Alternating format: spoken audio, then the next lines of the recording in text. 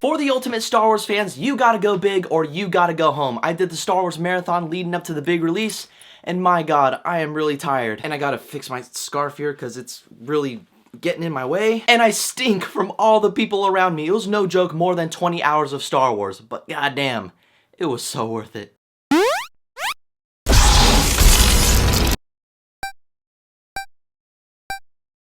I've been waiting a long time to say this, so okay, Star Wars, The Force Awakens. And due to very little plot being released about the movie, I'll tell you guys what you know from the trailers, so don't worry, this is gonna be a spoiler-free review. So Star Wars The Force Awakens follows the story of First Order member and ex-stormtrooper Finn, and after encountering something that he doesn't necessarily agree with, he decides he should go rogue and make an escape from his former life. He eventually stumbles across a woman named Rey, a scavenger raised on the planet Jakku, and based on certain reasons on how they met up, he tells her that they need to run from this newly built galactic empire. With Finn and Rey on the run from the First Order and the ferocious Kylo Ren, they begin to learn that there's a lot more to this manhunt against them as it gets into a more personal state. Now guys, as a movie fan, as a Star Wars fan, and just a fan of life overall, I've been waiting for this movie ever since it was announced back in 2012 when Disney bought out Lucasfilms. And I remember people flipping their shit over the internet. They're like, they're gonna turn Star Wars into a kid's franchise, kill us now when you still have a chance, and I'm like, I find your lack of faith disturbing. Every single moment, including the trailers, the convention in Anaheim, and at Comic-Con, has led to this very important day, and it would be extremely devastating if this movie sucked ass. Thankfully, this movie was far from that, because not just as a Star Wars film, but as a film in general, it was amazing. Look, simply put, Star Wars is back in business. J.J. Abrams did a fantastic job in bringing us back to a galaxy far, far away. Everything ranging from the acting, the costumes and aesthetic, the special effects, and every aspect that made the original so great in the first place, J.J. Abrams was able to recreate that for the modern age. You have real-life locations with set pieces to make you feel like you were part of a different planet, practical effects within some of the characters. It made you feel like you were part of this larger world. It was so successful in it being its own movie, even while paying tribute to some of the originals, which to a certain degree some people may view that as cheating. But things such as the cinematography that pay homage to the originals, such as the way the dogfights were shot in this movie, were executed beautifully, while at the same time was its own thing. And of course, it being a Star Wars movie, you need to have CGI in some of the locations, and I say about 90% of the movie was all practical when it came to the sets. Even the CGI was done beautifully when it showed the hangars to the Star Destroyers and Star Killer base. It was some of the best, if not the best looking CGI I have seen all year. The best thing about it is that it didn't feel like a ripoff of the originals the way they constructed it visually, and when it comes to practicality, there's no words that can describe how beautiful it was. And plus, the score done by John Williams was once again amazing, and just like the originals, it helped tell its story. And I'm just saying, right after this review, I'm gonna go on iTunes and buy that shit. The same thing goes for the characters. I thought this new generation of heroes, there could not be anybody better than Daisy Ridley and John Boyega. These two on screen were magnificent. Daisy Ridley portrayed the character of Rey so well, I believed her as the new Star Wars hero. She took crap from nobody, and she could hold herself up in a fight. She was able to bring so many emotions, and she had many layers to her character, and I'm just saying, I'm not gonna spoil it for you guys. That's just gonna be for a different video at a different time. John Boyega as Finn was great. He was like a mixture of badassery and comic relief, but it wasn't like the comic relief in which it was forceful. Get it? Forceful?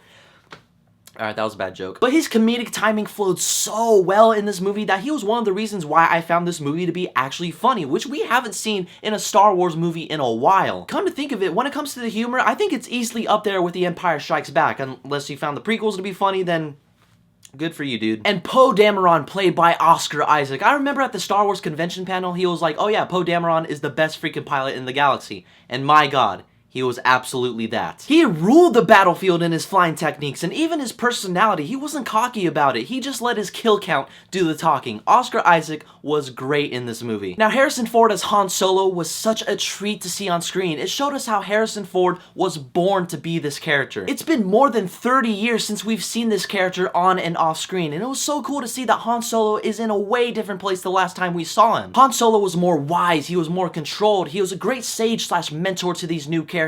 There's something about the old and new generations colliding that just made it so beautiful. And of course, there's still nostalgia thrown in the mix. Like Han and Chewie together again, there's something so magnificent about that. They still have that amazing chemistry together. Now let's talk about some of the villains in this movie, starting off with the Dark Warrior with a fiery temper, my older brother, Kylo Ren. I love this dude as the bad guy. Oh shit, did I spoil that? No, I'm sorry, I'm related to Kylo Ren.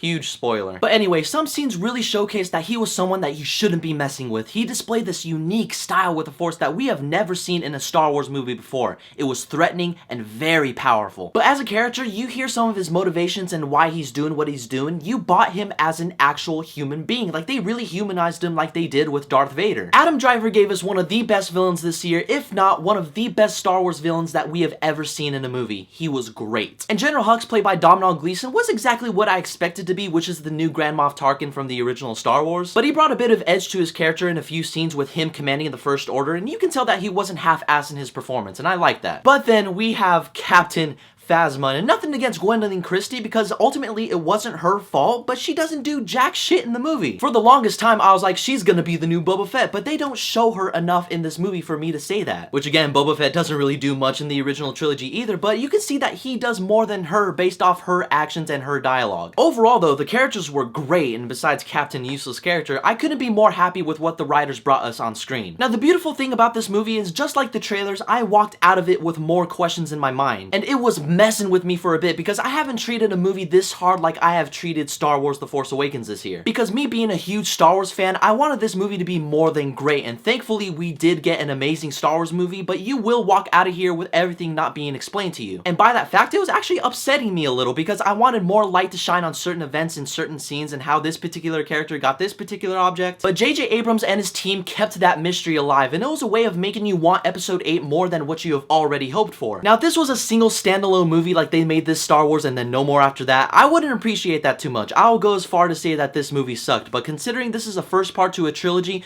I'm alright with that because it just creates more speculation and more mystery in the Star Wars universe. There were huge pieces of the puzzle missing. It's not like those were flaws in the movie, but it's just a way for Star Wars to expand their universe, and I love that. I just don't want everything being spoon-fed to me, and The Force Awakens leaves a lot of things up for speculation, and for me, it made the franchise fun once again. Because in the end, Star Wars The Force Awakens was a beautiful looking movie. J.J. Abrams and his team poured so much love into this project. The story was intriguing. Although everything was not explained to you, you gotta remember that Episode 8 is coming in 2 years. The characters, both the heroes and the villains, brought so many emotions and layers to their characters, and I was happy to see that the old was mixed in with the new. And this is a movie in which I find myself dissecting scene by scene for a very long time, because Star Wars The Force Awakens, thank goodness, is absolutely legendary. It kind of makes me sad, like this hype is now over. Well, at least I can see it anytime I want now. So anyway, guys, have you seen Star Wars The Force Awakens? What did you think about it? And what is your list of favorite Star Wars films? Whatever it is, leave it down below. And please, guys, this is a spoiler-free review. Please leave your spoiler comments out of this video. And as always, you can follow me on Twitter, Facebook, Instagram, and all that social media shit down below. Keep in contact with me. Don't forget to hit that subscribe button. And as always, may the Force be with you. I just hit something. Don't fight it. You know you can't.